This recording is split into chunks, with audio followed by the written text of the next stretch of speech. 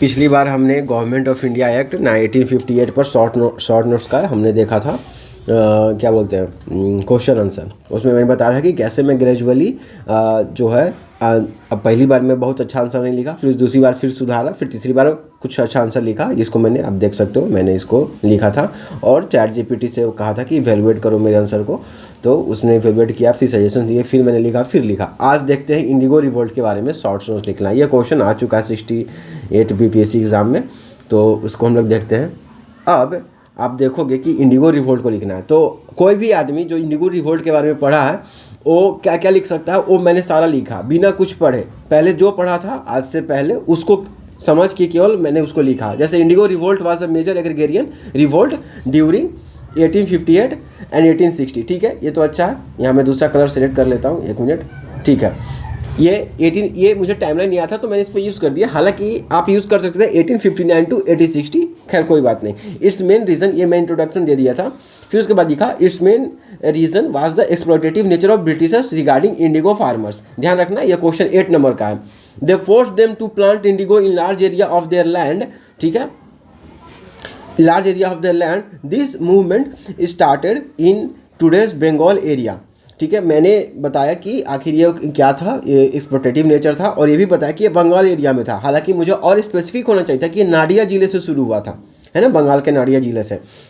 और ये जो फोर्स्ड प्लांट इंडिगो सिस्टम था, इसमें मुझे और भी कारण बताना चाहिए था, जैसे कि वो फार्मर्स को इंटिमिडेट करते थे कि आप कॉन्ट्रैक्ट साइन करो मेरे साथ और कि आप इतना इंडिगो उपजाओगे। और मैंने एक चीज़ और मिस किया था यहाँ पर, और वो ये था 3 कठिया system. I hope 3 Kathiya system, जिसमें कि फार्मर्स को अपने पूरे ज़मीन का 1/3 पार्ट में इंडिगो प्लांट करना होगा। कई बार इसको बोलते हैं कि अगर किसी के पास 20 बीघा ज़मीन है तो 3/20 भी बोलते हैं। 3 कठिया को 3/20 वाला भी सिस्टम बोलते हैं, लेकिन चैट जीपीटी में ये भी लिखा हुआ था कि पूरे ज़मीन का 1/3। ठीक है, 3 कठिया। ठीक है, तो जो भी आप समझ सको। ठीक है, तो वैसे मैं अधिकतर वाला लिखा हूँ कि 1/3 ऑफ द क्या हो पूरे लैंड का। तो this movement started in today's Bengal area. It's farming was not profitable either. उसके बाद लास्ट लाइन में लिखा Neel Darpan drama was written to depict the sorry state of indigo. अब मैंने यहाँ थोड़ा सा एक चीज़ और मुझे लिखा कि नील दर्पण जो ड्रामा है ये किसने लिखा, दीनबंधु मित्रा ने। ये मैं नहीं लिख पाया, ठीक है, मुझे इस समय याद नहीं आ रहा था। और मैंने लास्ट में कंक्लूजन में ये नहीं लिखा, मुझे कंक्लूजन में लिखना चाहिए था कि आखिर इस जो रिवोल्ट था, नील रिवोल्ट या इंडिगो रिवोल्ट, इसका क्या हुआ, इसका क्या कंक्लूजन निकला। क्या कुछ इंडिगो कमीशन बना, इंडिगो कमीशन बना, या कोई कमीशन बनाया गया सरकार के द्वारा जिसने इसके बारे में स्टडी किया, और अगर कोई कमीशन बना था तो कब बना था और उसने क्या रिकमेंडेशन दिया, ये मैंने नहीं लिखा कंक्लूजन में, तो ये पॉइंट मैं मिस कर गया। बीच में और भी पॉइंट था जो 3 कठिया सिस्टम, उसको मैं मेंशन करना चाहिए था ताकि मुझे इस आंसर में और डिटेलिंग दे सकूँ मैं, वो मैं मेंशन नहीं कर पाया। फिर इंडिगो रिवोल्ट का ये सही टाइमलाइन मुझे देना चाहिए था, 1859 टू 1860, ये हो गया। तो मुझे इंट्रोडक्शन को थोड़ा और डिफाइन करना चाहिए था। कंक्लूजन तो मैंने भारी भरकम गलती किया, और बीच में कॉजेस। अब आते हैं कि मैंने सही इसको कैसे किया।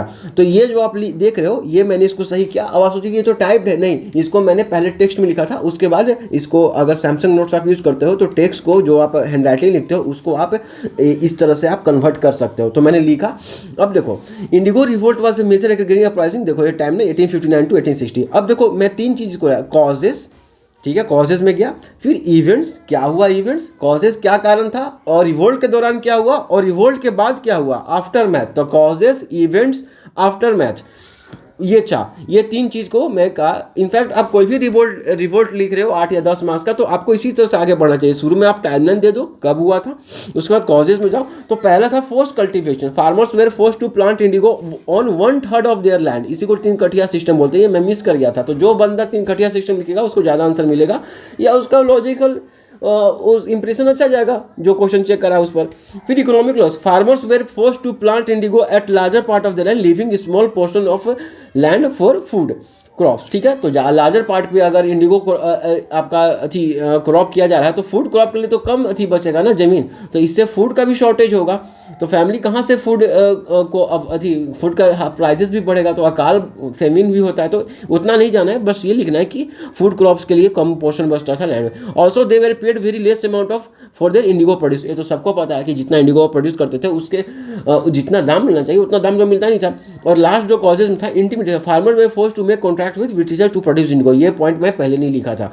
इवेंट्स क्या था, तो मैंने क्यों लिखा कि उन्होंने रिवोल्ट किया, लेकिन क्या थोड़ा डिटेल बताई, मैंने बताया नहीं कि रिवोल्ट में क्या था। तो रिवोल्ट में डिटेलिंग ये था कि भाई नाडिया डिस्ट्रिक्ट से शुरू हुआ बंगाल से, और फार्मर ने क्या किया, जो फार्मर रिफ्यूज कर दिए इंडिगो को प्लांट करने में, फार्मर में रिफ्यूज किया इंडिगो को प्लांट करने, और अटैक किया प्लांटर्स को, जो सेट्स एक टाइप के हैं जो अमीर प्लांटर्स थे उनको अटैक किया, और फैक्ट्रीज पर अटैक किया।